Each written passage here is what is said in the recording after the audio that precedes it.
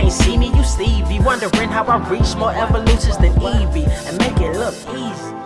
What is up, Earth's mightiest subscribers? It's Blerd without fear. Welcome back to the channel. All right, we are back. It has been a crazy vacation, but it is time to get back to work. It is time to get back on these comics. So let's get right with it with the Sins of Sinister tie-in issue, Immoral X-Men #2 by Kieran Gillen and Andrea DeVito. First and foremost, one of the things I gotta say off rip about this comic that just really leapt out at me was how Star Trekian this is. And I've talked about this before about how I felt like, X-Men Red was kind of like the Star Trek of the X comics. And there's even been some other ones in there too that have kind of had that same vibe. Sword was another series also by Al Ewing, just like X-Men Red, that also had that exact same feel to it. It felt like X-Men by way of Star Trek, and it's great. I love the vibe with that, and I also love the fact that Kieran Gillen is leaning into that with this particular series, because we're now in the 100-year mark here. We're literally, I think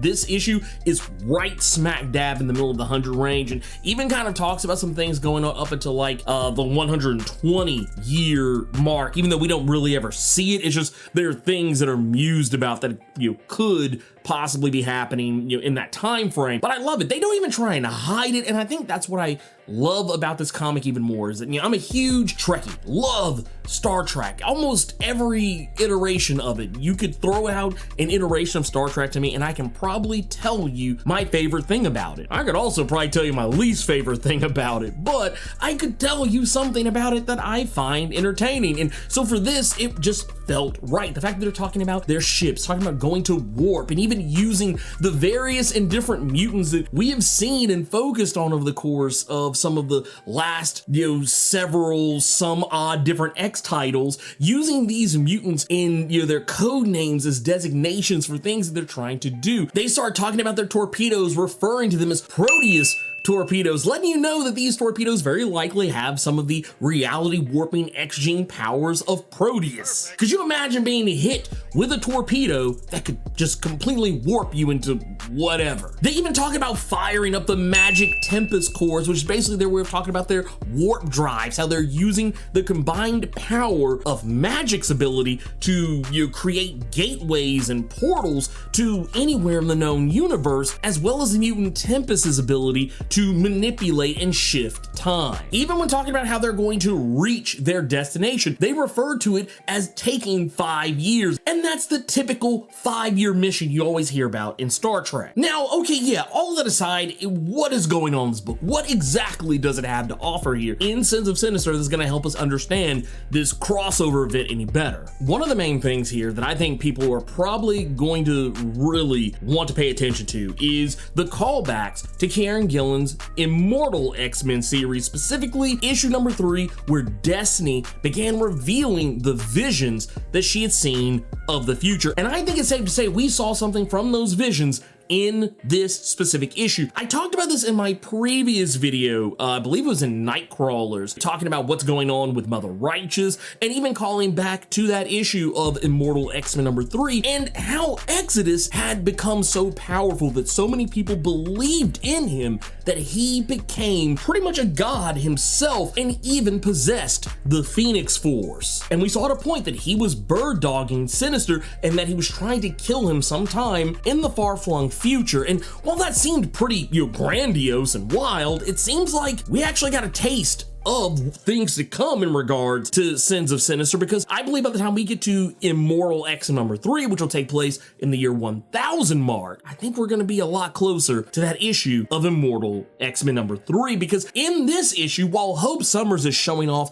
her absolute positively worst behavior that you could ever imagine, I think Hope Summers is probably the most out of pocket here I think we will ever see her in years to come, maybe even. But kind of going back to how I think there were some very sinister moments, and I'm not talking about her becoming sinisterized. There were some moments, especially during the trial of Magneto, where it seemed like maybe Hope Summers was about to go into business for herself. Like there was this kind of ominous undertone that was going on with her as a character, and with this, there's no ominous undertone. She just is what she is. Hope Summers is completely and totally given over to becoming a full-blown Sinister, leaning in to the Sinister genes that are coursing through her veins. Not only is she leaning into it, but she's leaned into the being a Messiah deal. Like, that was one of those deals where over the course of Immortal X-Men, it kind of seemed like she just wasn't really interested in the idea of being treated as a mutant Messiah. She's kind of always been iffy about that whole thing, and even more so as of late. But here in 100 years from the present day, she has leaned into it to the point where she is actively calling herself a Messiah. She is actively treating herself as though she's a god. And while Exodus has, for the most part, been very much a supporter of her, propping her up, showing to the rest of Krakoa that she is the mutant Messiah without question, it is funny to me in this issue that this is where Exodus takes that step to becoming the Exodus that Destiny foresaw in Immortal X-Men #3. Later on in this issue, where Hope is throwing herself before the Chitauri in an effort to wipe them out, and seemingly she's about to, Exodus has a mask-off moment where he reveals that he thinks Hope is more valuable to the cause dead than alive, even talking about how messiahs are more useful not being around, not being alive, that the faith in them only grows greater when that person is in fact dead and on the verge of return. And knowing Exodus being the zealot that he has always been, and this is nothing that's new, this is something that's been a thing ever since he was first introduced into the X-Men canon. You can go back as far as 1993's X-Factor #92, and those facets of his personality are already there. They've even been readdressed more recently in the Immortal X-Men series, so none of this is really a surprise that he's doing this, especially considering that he is now tainted with the Sinister gene. It makes it even more obvious that he was going to do it. I think if he had not been infected with the Sinister gene, I don't think he would have ever done something like this, but yeah, the fact that the Sinister gene is there, it was only a matter of time, and now he has left Hope Summers to the wolves, and now she's dead. And it's even funny, I think, to me, just the notion that Hope Summers is one of the hardest mutants to resurrect. Even, I would dare say, probably as difficult to resurrect as Kate Pryde was. And there's even talk about, back and forth about how it was difficult to resurrect Jean, it's difficult to resurrect Hope. Where in the case of Kate Pryde, it was a quirk of her mutant powers. It's the same case with characters like Hope and Jean. They're more difficult to resurrect largely because Jean has an Omega level telepathic mind, so it just makes it that much more difficult. And where in the case of Hope, we don't even really know exactly why it's Hope. We don't even know the 100% reason why she's more difficult to resurrect, but it probably has something to do with the quirk of her ability to sync her X gene with other mutants. So maybe there's something in there that throws it off, maybe just kind of muddles the signal a little bit. That's the best guess that I can come up with. But in the end, Exodus sacrifices Hope to the Chitauri and pretty much lets us know they're going to retrieve her body from the Chitauri so that they can prop her up as, once again, a messiah who has died and will one day come back again. But I think this is how Exodus is setting himself up to become the next mutant messiah himself, becoming, for all intents and purposes, the face of the mutant religion and faith that he has been trying to champion since this whole thing started. We are very likely, by the time we get to year 1000, we may just see Exodus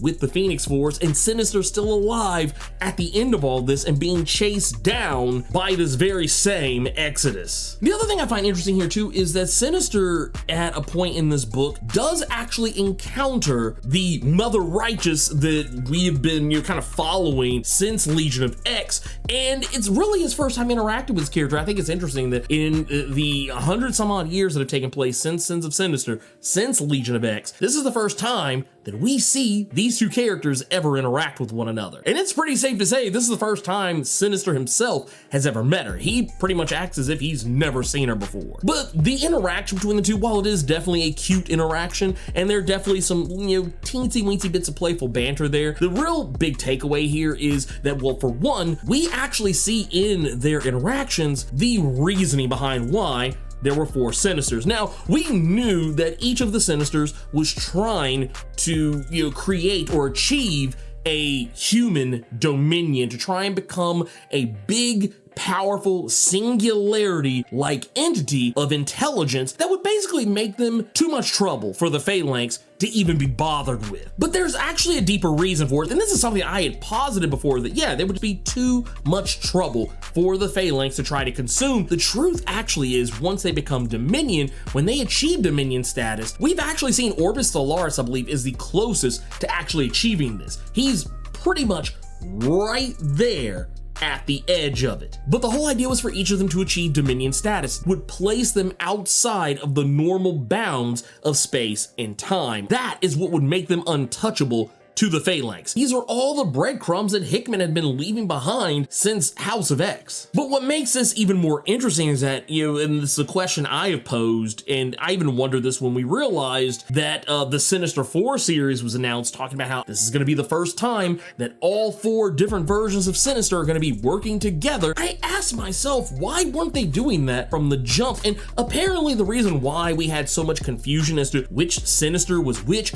and why does one think that they're the real one and the other ones don't, the truth of the matter is revealed in this issue, and I think it was pretty obvious if you go back to the Immoral X-Men series, where it was first revealed that there were 4 different Sinister clones. None of them are the original Sinister. Even the Diamond Sinister, who thinks he's the original Sinister, is not the original Sinister. The club headed Sinister, which is Dr. Stasis, who also thought he was the original Nathaniel Essex, is not the original Nathaniel Essex. It is confirmed in this issue that the original Nathaniel Essex is in fact dead. The 4 Sinisters we have been dealing with, Dr. Stasis, Mr. Sinister, Orbis Stellaris, Mother Righteous, each of these Sinisters are clones and in fact intended to be so different from one another that they all try and tackle the issue of achieving Dominion status in different ways, hence making it more possible that at least one of them would be able to pull it off. With Orbis Stellaris trying to achieve it through amassing cosmic power, Dr. Stasis trying to achieve it by way of tinkering with post-humanity, Sinister tinkering with mutant genetics, and with Mother Righteous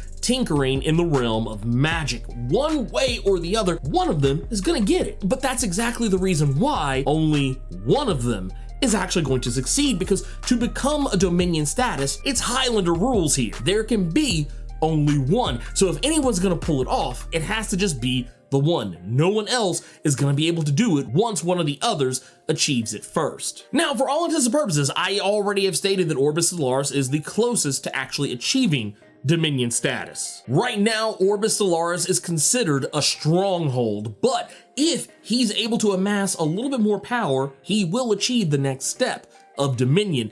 I think it's also safe to say that Mother Righteous is probably really close too. I don't know if she's quite at stronghold status, but I figure she's probably closer than any of the others would have ever gotten. But even right now, she is probably, if anyone else is as close, it definitely ain't gonna be Sinister proper. And of course, Dr. Stasis isn't close to anything now because he's dead. He was killed off in Nightcrawler's #1. But all in all, I do think that, whatever happens next with any of this, I think by the time we get to Storm and the Brotherhood of Mutants #2, I think we're gonna learn a little bit more about where Orbis Stellaris is on his road to becoming a Dominion. I think it might even be safe to say he could potentially become a Dominion by the end of that next issue, and then just the whole idea is more focused on these next 3 issues, everyone trying to figure out how to undo the entire mess. Or it could go the other way. Maybe Mother Righteous will pull a fast one on him in this next issue with Storm and the Brotherhood of Mutants #2, because she actually has been showing up in issues outside of the ones that are more, I guess, for lack of a better way to put it, tied to the Legion of X side of things, where Nightcrawlers is for the most part a Legion of X spinoff. Storm and the Brotherhood of Mutants is more of an X-Men Red spinoff, and then you also have Immoral X-Men, which is a spinoff of Immortal X-Men. So while you've technically got those, where Mother Righteous has largely been kind of keeping to her own side of things, the fact that she shows up in this issue of Immoral X-Men lets you know everything that I think you need to know about what her place is in all of this. And I do feel like if anything's gonna happen, Mother Righteous will probably be the one to knock Orbis Stellaris down a peg, because I don't think it's gonna be Sinister, or at least not yet. I think Sinister will probably be the one who gets it at the end of the day, because as we see in this issue, Sinister is actually realizing he messed up, that he did something wrong, that everything was perfectly fine until he stuck his nose too far into the comings and goings of Krakoa, putting in the Sinister gene, infecting all of the other mutants.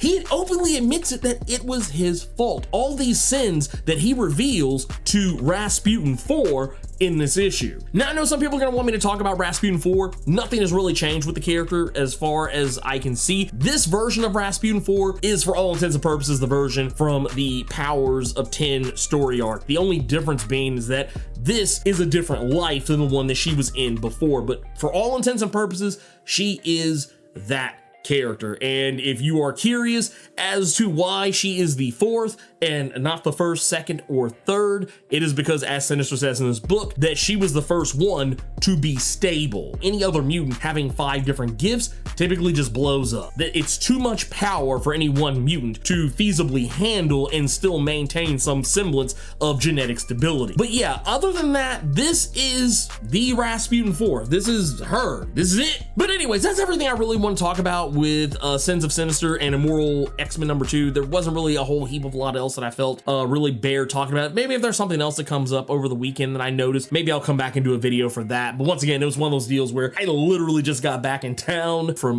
going to Mexico and, you know, spending time with my family, and everything's just been crazy getting back. So yeah, this is literally me just coming in, putting my bags down, sitting down, and immediately turning on the computer, hitting record on the camera, and talking to you all. So yeah, we'll see what happens. If you enjoyed this video, do the YouTube thing. Like, share, comment, subscribe. Right now we're creeping up on 80,000 and we're getting that much closer to our goal of 100K for 2023. So yeah, I have nothing else to say there. Just thank you for that and hit the button. Until next time, let me know what you thought about Immoral X-Men #2. Keep it plus ultra and sound off in the comments.